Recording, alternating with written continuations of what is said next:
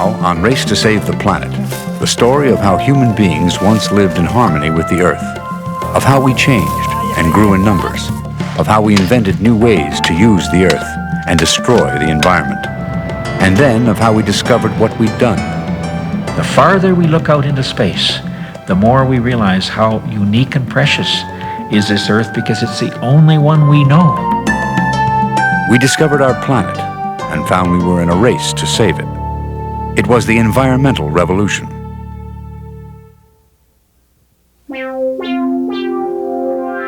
Major funding for Race to Save the Planet is provided by the Annenberg CPB Project and public television viewers. Corporate funding is provided by Ocean Spray. Our continuing aim is to preserve and protect what we cannot create. Additional funding is provided by Jesse Smith Noyes Foundation, Corporation for Public Broadcasting, the John D. and Catherine T. MacArthur Foundation, and Carnegie Corporation of New York, and by the following.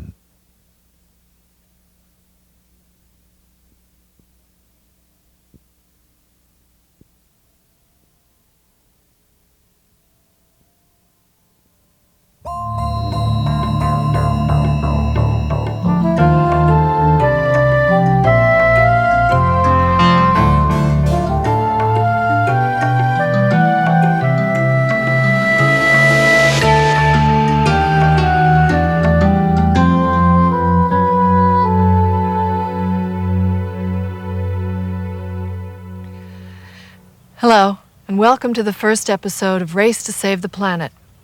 In 10 hours of films, we're going to take you around the world to look at the state of our environment.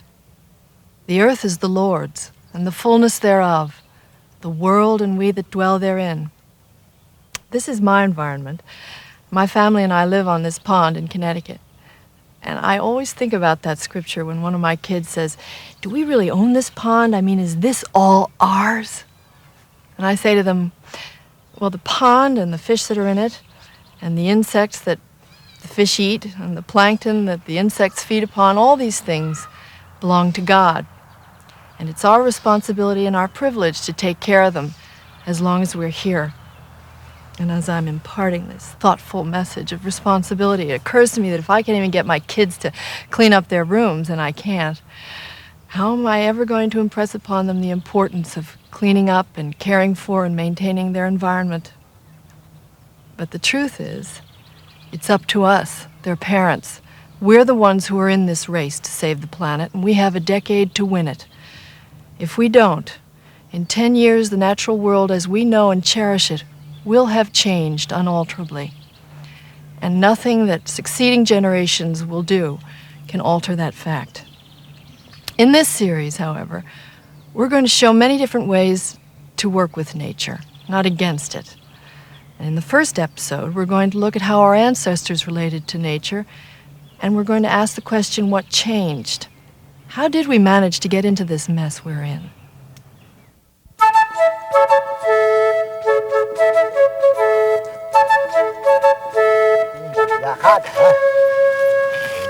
In the Kalahari Desert in Botswana in southern Africa, a group of hunters is making rope.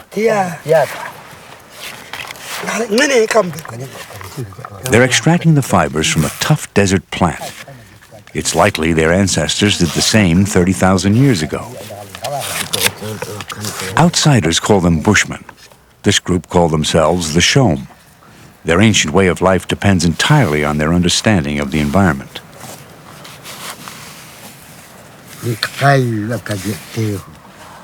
Right now, this koa tree is producing gum, for example, and that presents an opportunity for the hunters. A ball of the sweet gum will be the perfect bait to put on the trigger of a bird trap. After many years visiting the Kalahari, Isaac Barnard and Alec Campbell have come to appreciate the vital skills needed to live off the land. He's stuck the gum on the end of the stick there. Yeah, the gum, they use that little stick now as the trigger mechanism for the trap. A noose of the rope they made will complete the trap, all placed just where the bird will come looking for gum. For Alec Campbell, the trap represents perfectly the Shom's knowledge of nature. The skill is to know where to put it, more than how to make it. When you have to be completely at one with this environment to be able to live here easily. Although the Shom may be at one with their environment, they nevertheless exploit it extensively. Berries from the Kagoom bush, for example, are used both for bait and for human food.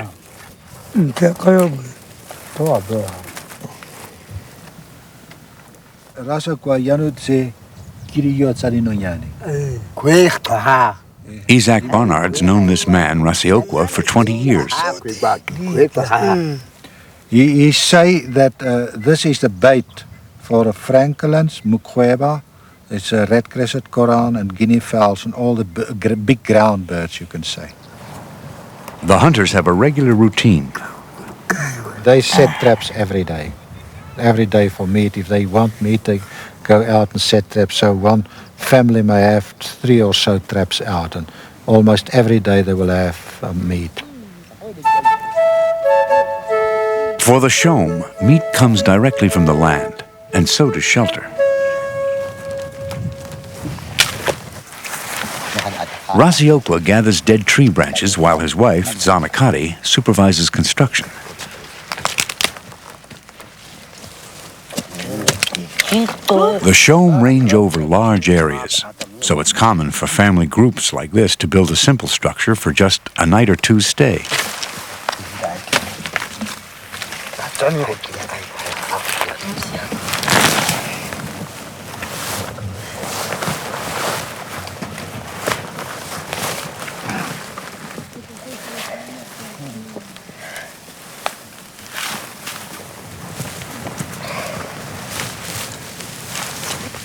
It took less than 20 minutes to both gather the material and put together this particular shelter.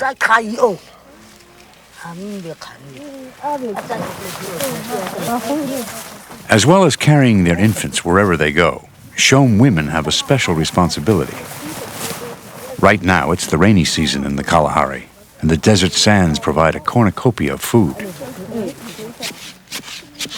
It's up to the women to find it. Like the hunters, they have to know where to look and what to look for.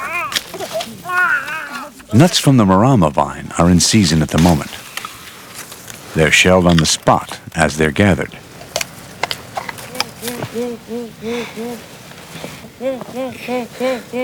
The marama plant provides an excellent tuber as well.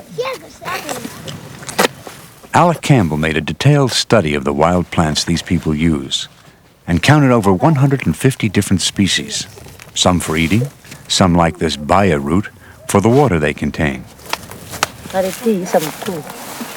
At this abundant time of year, it's only an hour or two's work for a woman to gather enough for her family for the day. About 80% of their rainy season diet consists of wild plants.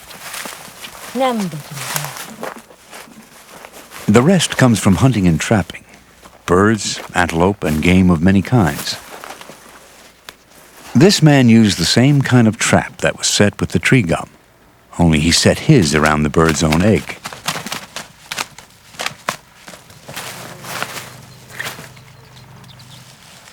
Now we can take the bird and the bait.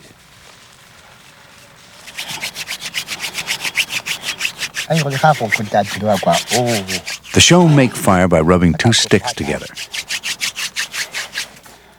Rasiokwa has done it so many times now, it's second nature to him.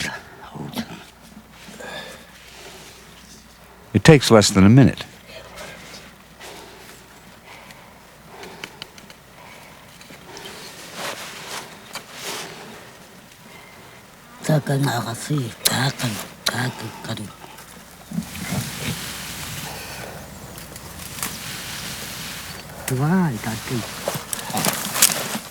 They'll build the fire right beside the temporary shelter they put up earlier.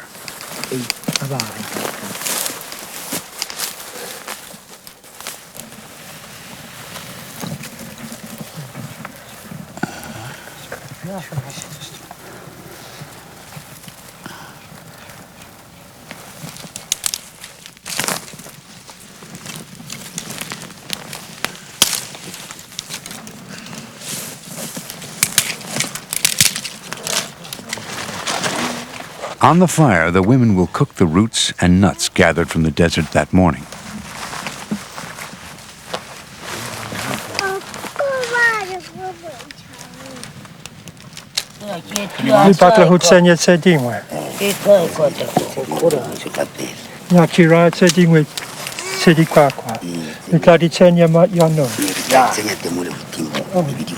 They're digging a hole to put them in. You see this hole on this side here? I think they're going to take some ash out of the bottom of the fire, and then they will take the plants over there, those tubers, and they will put them in there and scrape the fire on top of them.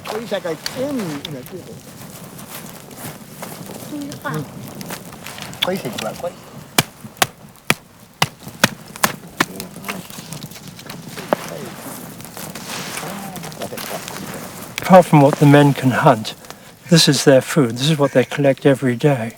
And through the year, it changes. I mean, right now, we're getting, this is, that big one was a marama that they put in there, and some cucumbers and some marama nuts. In a month's time, they'll be getting bohemia nuts, and the marama will probably be finished. And then in a month after that, it'll be brachystoma, and then the month after that, it'll be something else. But throughout the year, they go on collecting food like this. They don't plough, and they have no money to buy food, so this is their food. The Shom's existence looks effortless, and in some seasons it is. Rainy season is the best of times in the Kalahari. But in the dry season, plant food is much less abundant. Hunting becomes more important, and that makes it harder to provide food reliably. There can be droughts here, when the supply of plants and animals drops drastically. Then times can be very bad, when the women wouldn't dream of using the roots which provide water just to wash themselves as they're doing here. The Shom people, although they use the natural world, live in close harmony with it.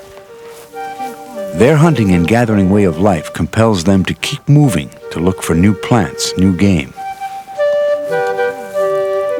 They'll be back, but not before the earth has renewed itself. For almost all of human history, perhaps 100,000 years, people lived this way. Then, about 12,000 years ago, there was a change. It happened in the Middle East, and here at this cave site in northern Israel, the evidence is being uncovered. Hayanim Cave is famous among archaeologists for its occupation by a particular Stone Age people. For 11 seasons, Ofer Bar Yosef excavated inside the cave. Good morning, Francois. Morning, Ofer.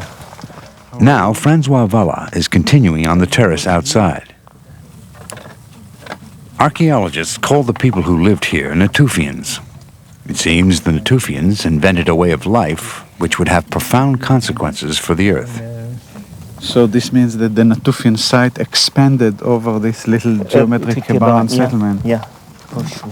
The Natufians took a liking to the magnificent Hayanim Cave. They moved in. And then they did something nobody had ever done before. They stayed. As you can see, the Natufian people were sedentary, and they invested a lot of work in bringing in all these stones from outside the cave in order to build these rounded rooms. No mobile community of hunters-gatherers would do the same. Staying in one place meant also burying your dead. And we found in this cave over 36 burials. So it seems that the Natufians were not only the first to settle down, but also the first to mark their ownership of the territories and to say, this is our homeland. Why did the Natufians settle down? Archaeologists think this man and his relatives were forced into it. 12,000 years ago, the Middle East climate changed. Rainfall was reduced, so hunting and gathering became harder. The Natufians had to concentrate on their best areas, like Hayanim, where the excavators are piecing together how they lived. Stone blades and scrapers are routine finds. And the rarer discoveries are showing why Hayanim was attractive. There was access to many different food sources from here. Snails and reptiles from wetlands, deer and other forest animals, and plant foods, cut with stone blades set into a wild cow rib handle. Foods like this precious find of 3 burnt grains of wild barley. So although the Natufians were a settled people, they still depended on hunting and gathering. But that combination can never last for long. Back in Botswana, it's possible to see why. Recently, the government put in a deep well so the Shome people can have permanent water. There's a school and a health clinic going up too. The result is that the hunting and gathering Shome are now settling down nearby. They're even adopting this new permanent house style, quite different from their Bushman-style shelters like this.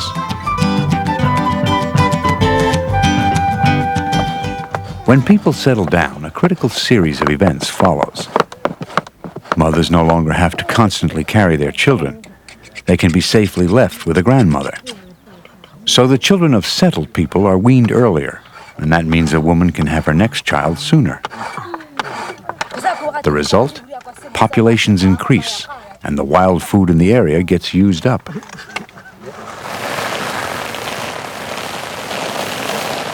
Large populations have to turn to agriculture because it uses so much less land. Half a square mile can support 50 people, while hunting and gathering takes 150 square miles to do the same.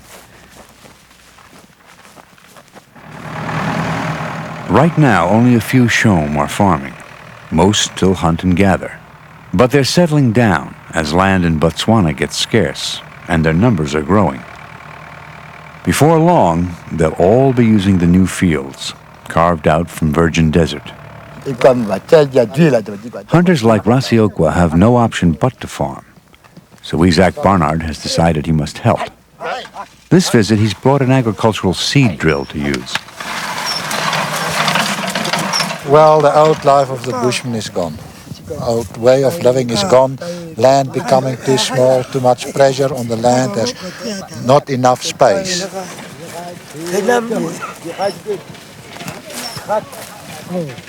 They have to find some other form of subsistence, and there is no other subsistence here except living off the land, and agriculture is the only alternative to hunting and gathering. That irresistible chain of events, settling down leading to more people who then must farm the land, first took place in the Middle East about 10,000 years ago.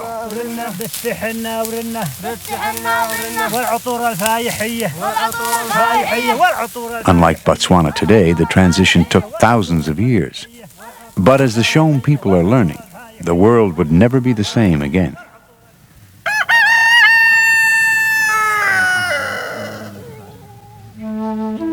Around the same time humans switched from wild plants to agriculture, we also started raising animals instead of hunting them. Goats were first. Farming and goat herding were a man-made substitute for hunting and gathering.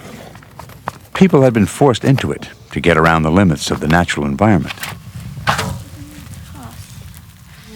But soon they were to encounter dramatic new limits.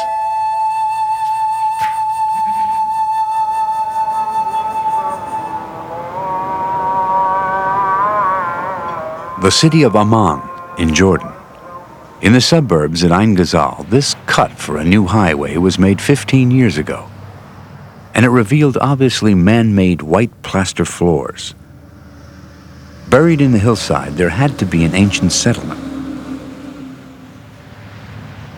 It was a village from Neolithic times, 9,000 years ago. Archaeologist Gary Rolofson. What we're looking at is a Neolithic house with a beautiful plaster floor, with a central hearth for heating and for cooking and for light. The plaster is of excellent quality, very sophisticated, but for these people this required a tremendous amount of fuel for the manufacture of the plaster. The Ain Ghazal people love to work in plaster. They've left some dramatic figures of themselves to prove it. But plaster is an expensive taste, 9,000 years ago, it would have been made just like this. Limestone is first quarried out of the hillside. This particular stone starts out black in color because it contains some natural mineral oil.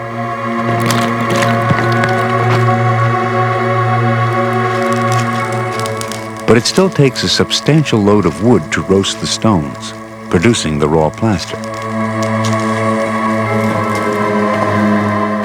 The roasted limestone will then have to be ground into powder before it can be mixed with water to make the material they were so fond of 9,000 years ago.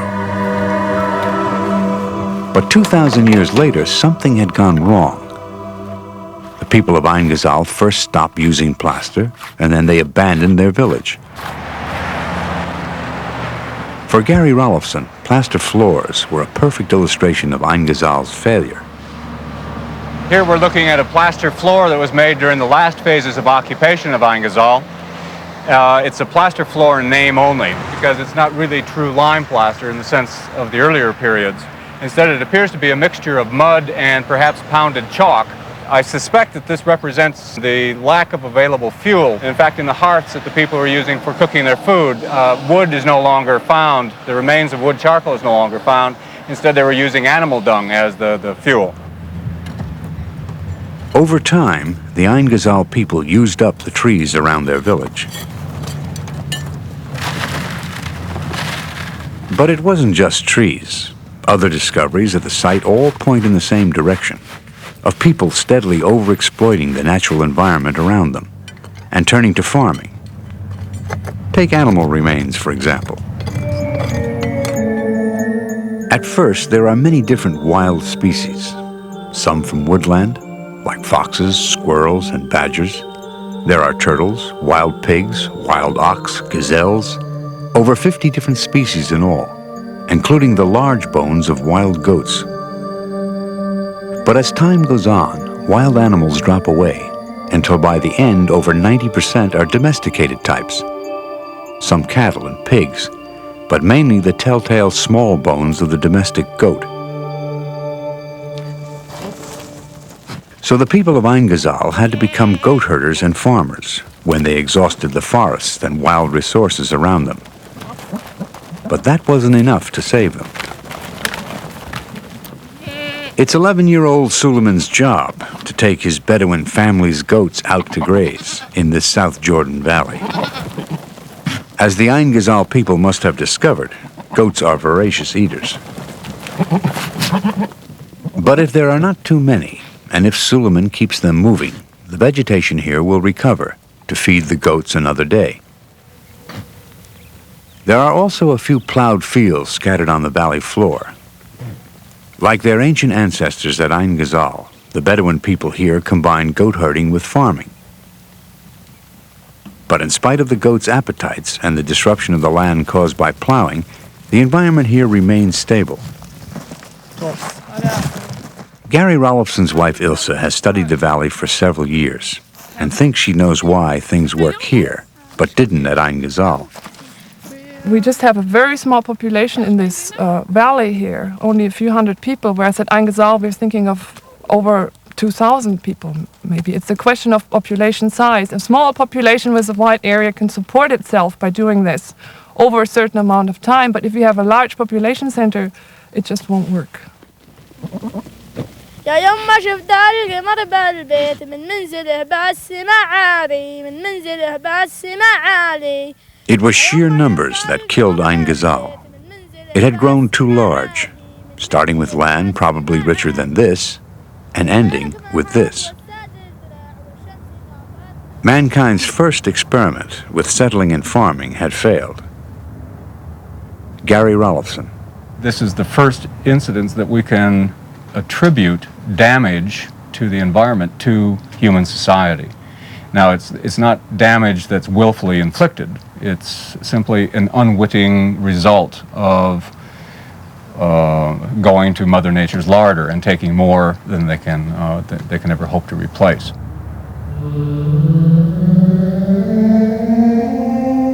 The invention of farming is called the Neolithic Revolution.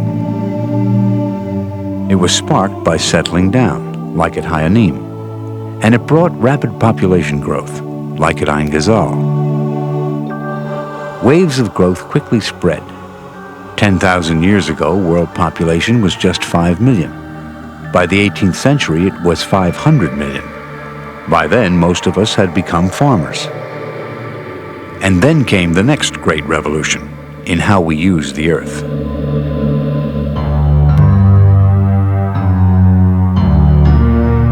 It was the Industrial Revolution, and it happened here in England only a little over 200 years ago.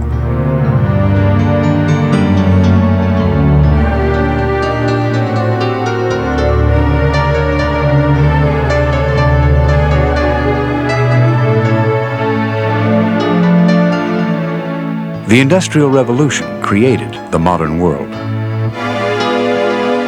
It created factories, factory workers, and industrial cities.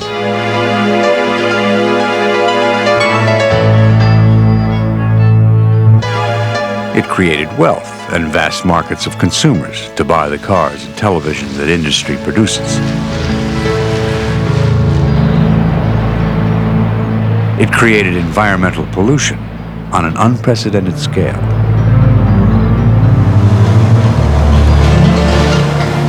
And it left no corner of the earth untouched as it reached out for greater and greater supplies of raw materials to feed its machinery.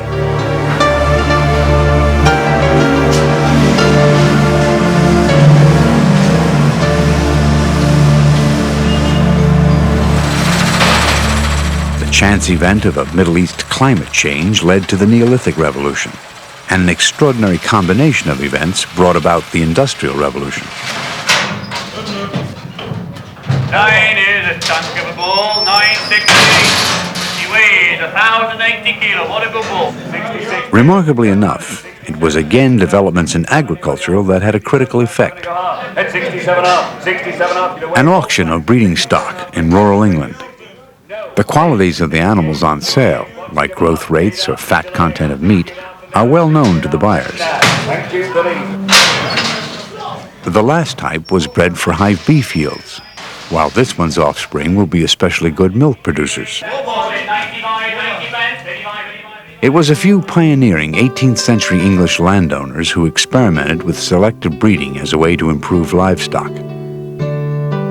Until then, it was thought only increased feeding could produce greater growth. The gentleman farmers were enormously successful, doubling or tripling yields of meat, milk, and wool.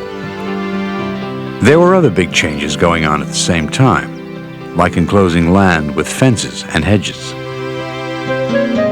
Enclosure changed the face of the landscape, from open fields and common land to today's patchwork of boundaries, and it changed the face of farming. An enclosed field had only one owner, so it was worth getting a better bull, or putting in drainage, or investing in a good horse, and one of those newfangled machines. Here at Acton's Scott Farm Museum, yet another change in English agriculture can be seen: mechanization. Seed drills, for example, were a major innovation. Curator Robin Hill. In biblical times and until the early 18th century, the traditional way of sowing would be broadcasting, literally flinging the seed across the field. This was wasteful. Much of it was too closely gathered together and wouldn't germinate and grow properly. Weeds crept up and one couldn't tell the weed from the seed. So when people started thinking about a better way of farming, one of their first activities was to try and work out a more productive way of putting the seed in the ground. The seed drill we are using here is a 2-row drill, which is metering out seeds at a prescribed rate. No wastage, more productivity, better yields. Still another innovation was crop rotation, which boosted soil fertility, crop yields, and yields of animal feed. More animals produced more manure, improving the land still more. Whoa! All these changes produced extraordinary growth in English agriculture. Okay, Dragon. And with that growth, the country had unknowingly taken the first step into the modern world.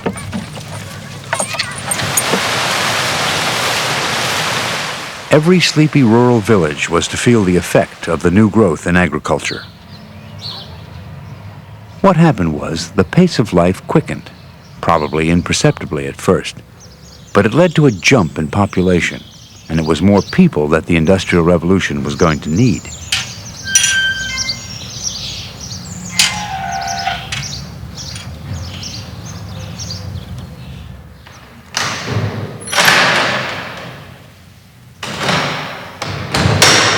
In the parish church of Culleton, in the west of England, they've kept records of the lives of the villagers since 1538. Here to examine the register is population expert Alan Wrigley. The book records the baptisms, marriages, and deaths of every individual in the area. Wrigley used it to work out how England's population had grown.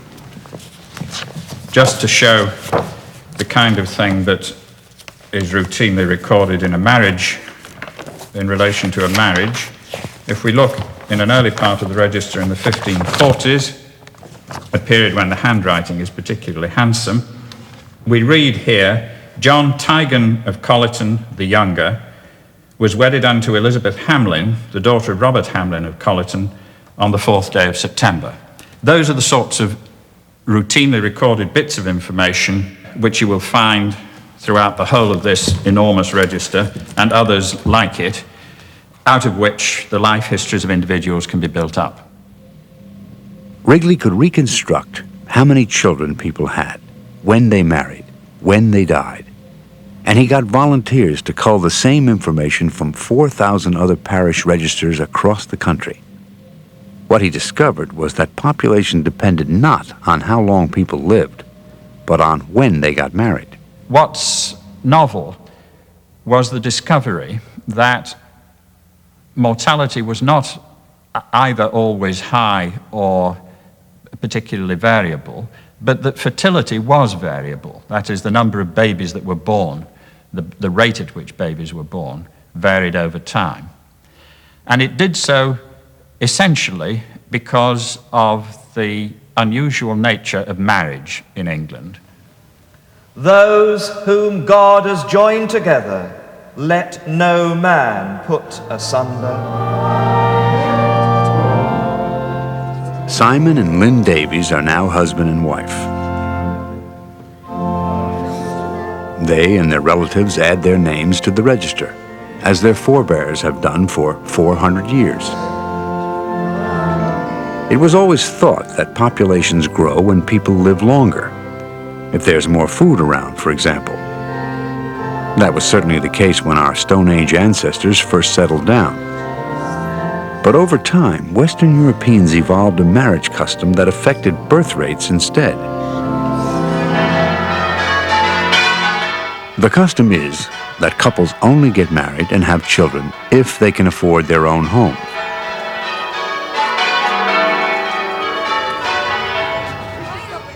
Simon and Lynn's thinking is no exception. We felt that we'd got established well enough to be able to sort of live reasonably comfortably together. Getting established needs wealth, and that's just what 18th century English agriculture was creating. So more wealth, younger marriage, more childbearing years, the population boomed. But the efficient new farming methods could feed everybody without needing extra labor. And that was something new. Alan Wrigley. If you can work this trick, then you can feed a larger population, but at the same time take a larger and larger slice of that population out of agriculture and into other forms of productive activity. And it's for that reason, that's the circumstance without which you can't have rapid growth, for example, in towns, and a rapid increase in the proportion of the population engaged outside agriculture in manufacture. The amazing fact is that just at that time, England was developing an urgent need for people in manufacturing. People like foundryman Bob Lippett. And it's dancing, they call it. Like that, you've got to vibrate it as if you've got pins and needles. Like that, you see? like a pneumatic hammer in today's sense. 250 years ago, the techniques Bob now demonstrates at the Iron Bridge Industrial Museum were revolutionary. This is a mold for a typical 18th century product, a section of railroad track. New technology was a vital part of the Industrial Revolution, and it was a technology based on iron and on coal. In 1709, it was discovered how to smelt iron with coke, which is partially burnt coal. Limestone has to be used as well to combine with the sulfur in the coke. Otherwise, the resulting cast iron will be weakened.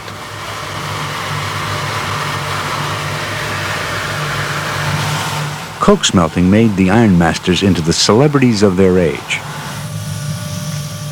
Before this discovery, wood charcoal had been used. But England was fast running out of forests. There was a firewood crisis as severe as Eingezal's. Now, cast iron became the silicon computer chip of the 18th century. It was easy to work with, plentiful, and cheap.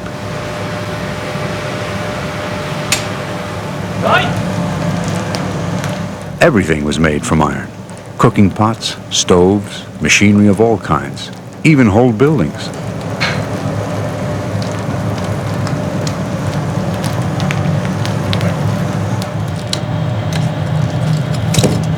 By the end of the 18th century, Coalbrookdale, the area where coke smelting was invented, was becoming one of the wonders of the world. The ironmasters decided they needed something to impress the increasing flood of visitors. So they built this, the world's first bridge, made entirely out of cast iron.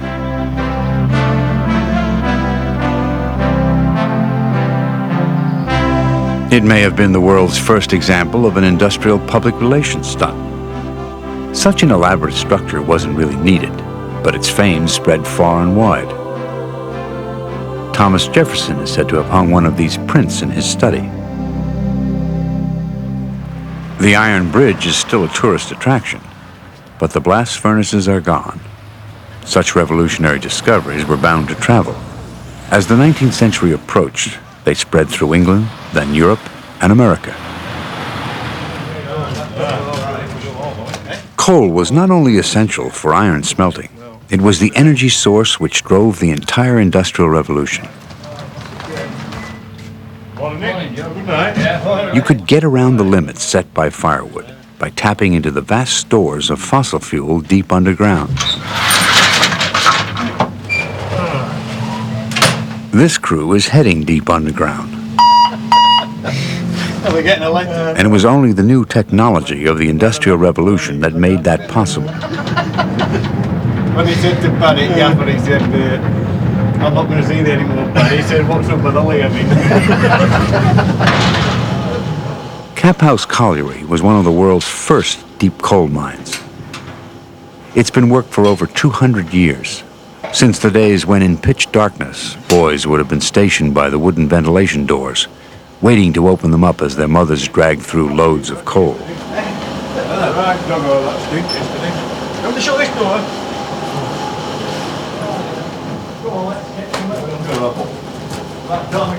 Oh, we're on. Times have changed. Now it's even possible to walk upright, for some of the way. So what's this, Bill? 300 feet underground, the crew heads into one of the original workings, where you can get an idea of what 18th century coal mining was like. That'll be all right once we get started. Don't get this out of the way, lads. It's dark, it's cramped, and above all, it's wet. Nearly gone, this. Nearly gone. But deep mining gave access to miles of coal seams.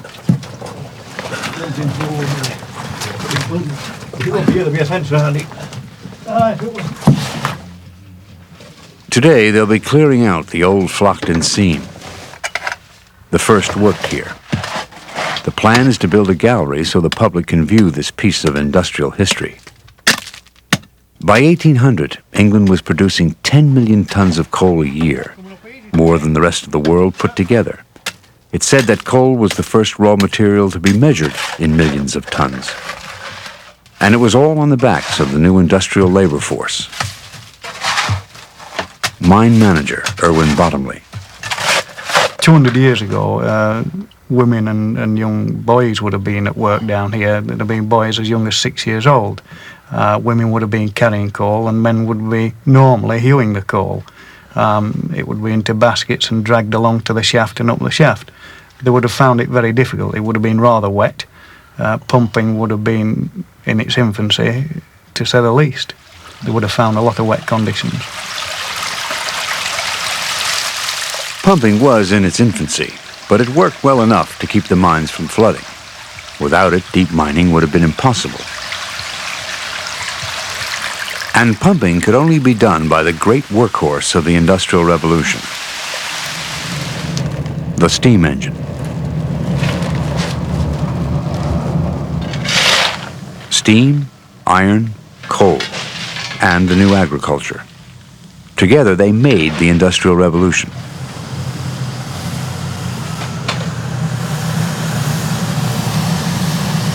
Coal fired the steam boilers. These are installed at a 19th century textile mill in the north of England. Coal was also needed to smelt the iron to make the steam engine. And the steam engine was needed to pump out the mine that produced the coal. A steam engine was first used to pump a mine in 1712, and by 1800 there were 1,000 engines installed, 3/4 of them in the mines. By then the Industrial Revolution was moving into top gear. When this engine was built in 1890, they powered pumps, factories, and mills everywhere. Mill engineer here, Arthur Martin. The millwrights that actually looked after this particular engine used to look after 250 other engines as well, and that was only one firm. So in the general area, there was a heck of a lot of engines. This one engine used to run 1,000 looms. There are now about 20 left working in the cotton weaving shed, maintained as a factory museum. The Industrial Revolution was as profound a change as the Neolithic Revolution. First, nomads had become farmers. Now farmers were becoming factory workers.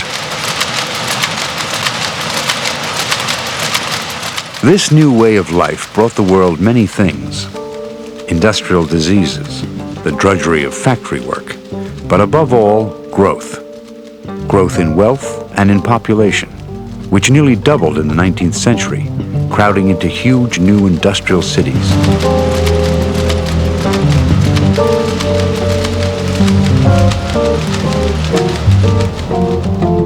This new urban and industrial world was a powerful threat to the natural world. Up on the moors that lie between the industrial cities of Sheffield and Manchester, you can see some of the first results. John Lee is a biologist from Manchester University who's been studying the peat bogs.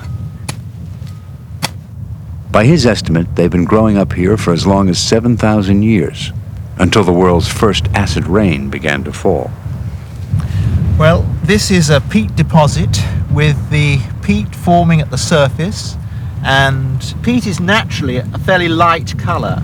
This dark band represents soot deposited in the peat at the time of the Industrial Revolution and in the period immediately following. Acid from coal smoke killed the bogs. Now, with their cover of growing moss gone, they are gradually eroding away, back to the bedrock. It was the first large-scale industrial pollution, coming from the disastrous new cities. The conditions in the new industrial towns were really quite awful. There was no real sewage system. There was all this coal smoke produced as a result of steam, the need for steam power. And the end result was a most unhealthy kind of existence for the people. The average age of death for the working people in Manchester was 17 years in 1840. And this compares with something like 34 years in the rural areas surrounding. In time, the world learned to live in the new cities, with piped water, sewage treatment, mass immunization programs against disease. The industrial way of life was embraced in Europe and America, and the explosive growth that went with it. The industrial world had a voracious appetite. While America exploited its vast continent, Europeans turned to their empires. By 1850, England was importing 600 million pounds of raw cotton a year. Timber came in from the world's tropical forests. Raw latex from Far East rubber plantations. Agricultural products of all kinds for prosperous workers who could afford exotic luxury goods as well. But many of the materials were not to stay long. They were shipped out as manufactured goods, some back to the colonies. Cars, bicycles, pots and pans, machinery, cotton cloth. There was now no part of the planet which was not affected by the Industrial Revolution.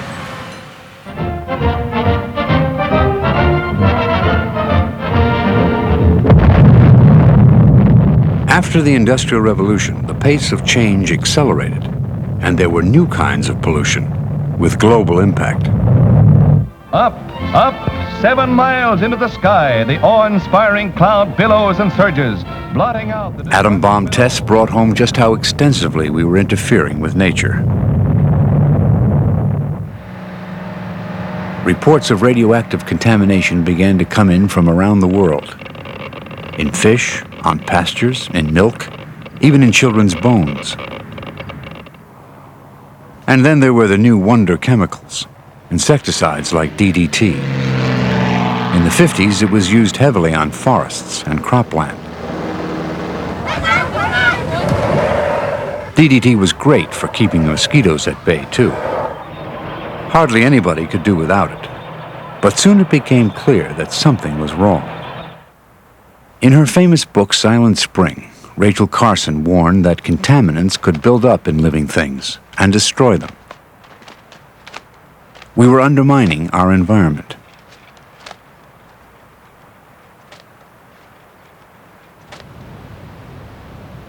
Soon after Silent Spring, the death of Lake Erie was proclaimed. Untreated sewage and industrial waste had overwhelmed some parts of the lake, killing much of the life. The environmental impact of the industrial way of life was becoming blindingly apparent, sometimes literally. Many of the most severe effects were being felt in the United States, now the world's leading industrial economy.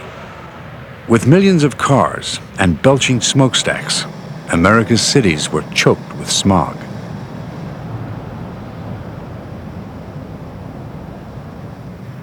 Even beautiful California was not immune. In 1969, the nation watched as a ruptured oil well in the Santa Barbara Channel spewed out millions of gallons of crude oil. Yet, just as the environment was becoming a nationwide concern, Americans were discovering a new way of looking at the world.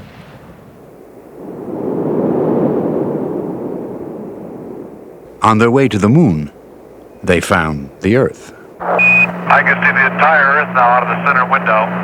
You picked a good day for it. Dennis Hayes, a student then, recalls the attitudes of the time. There was a lot of rhetoric about how you can't grow forever on a round planet because sooner or later you're going to run into yourself.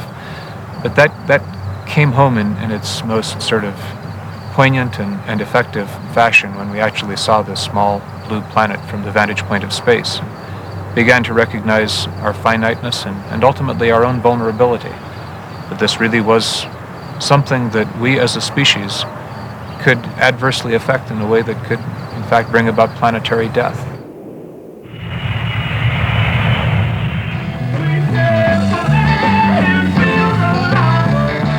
Dennis Hayes helped organize Earth Day 1970, a teach-in first suggested by a U.S. senator, which became a surprise nationwide success.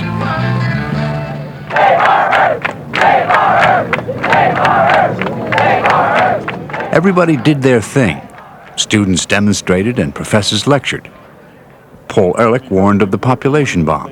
union addresses and so on, there still are some people in this country that don't realize that population control is the ticket that will give us a chance to solve all the rest of the problems of humanity.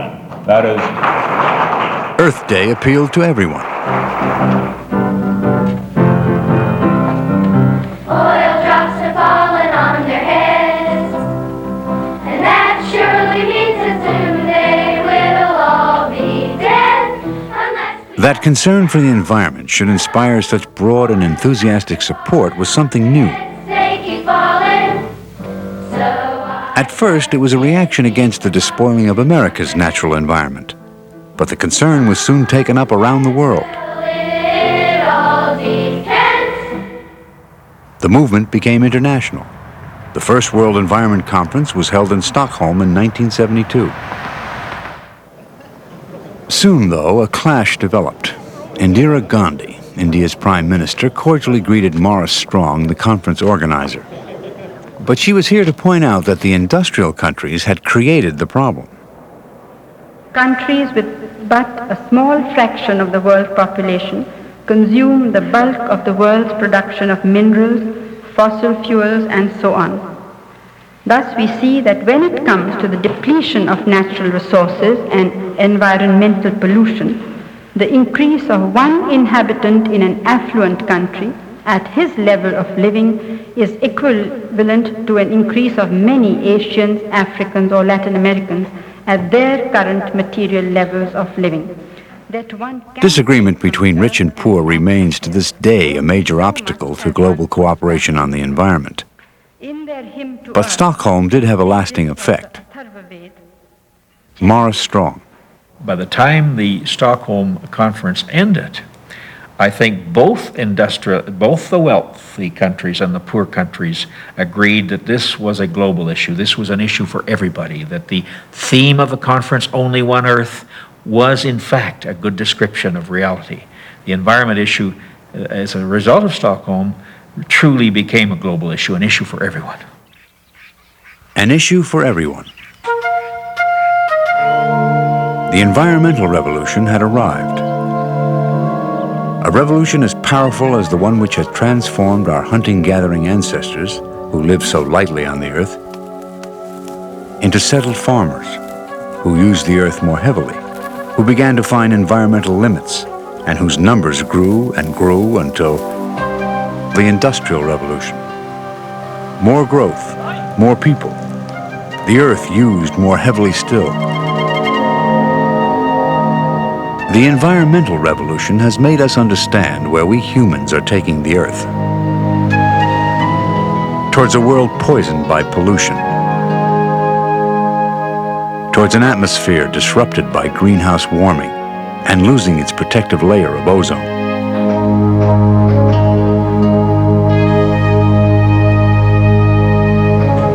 Towards rivers, oceans, and beaches made unusable by sewage and toxic waste.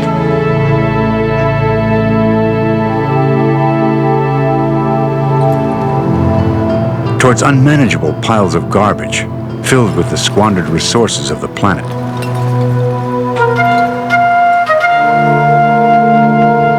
Towards a population of 10 billion in 60 years. Twice as many as today. With the prospect of feeding those billions from farmland eroded to the breaking point. It'll be a world in which wild things have no room to live.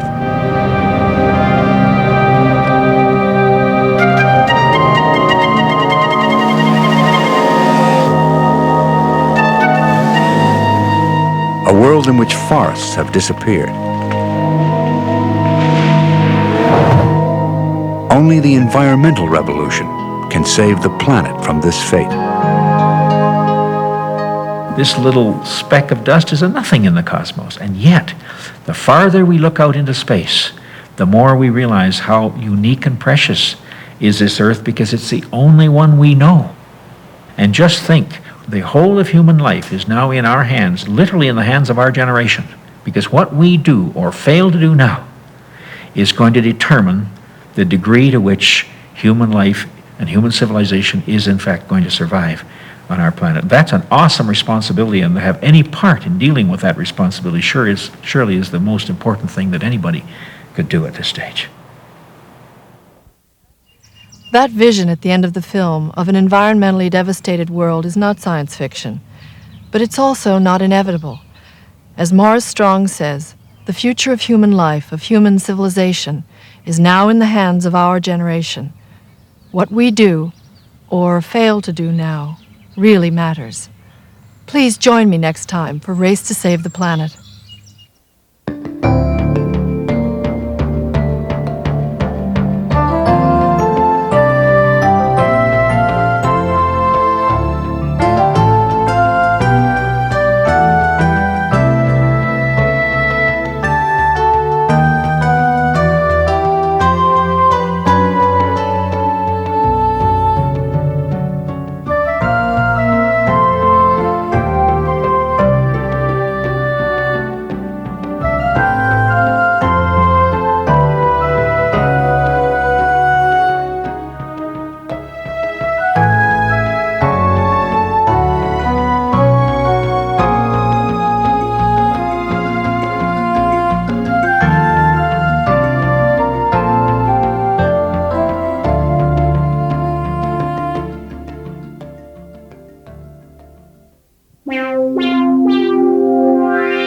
Major funding for Race to Save the Planet is provided by the Annenberg CPB Project and public television viewers. Corporate funding is provided by Ocean Spray. Our continuing aim is to preserve and protect what we cannot create. Additional funding is provided by Jesse Smith Noyes Foundation, Corporation for Public Broadcasting, the John D. and Catherine T. MacArthur Foundation, and Carnegie Corporation of New York, and by the following.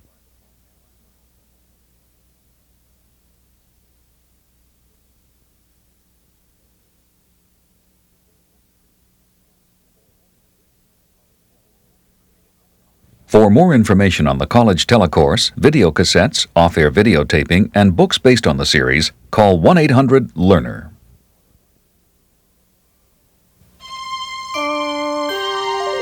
This is PBS. Next on Race to Save the Planet, the biggest threat to the world's environment, climate change.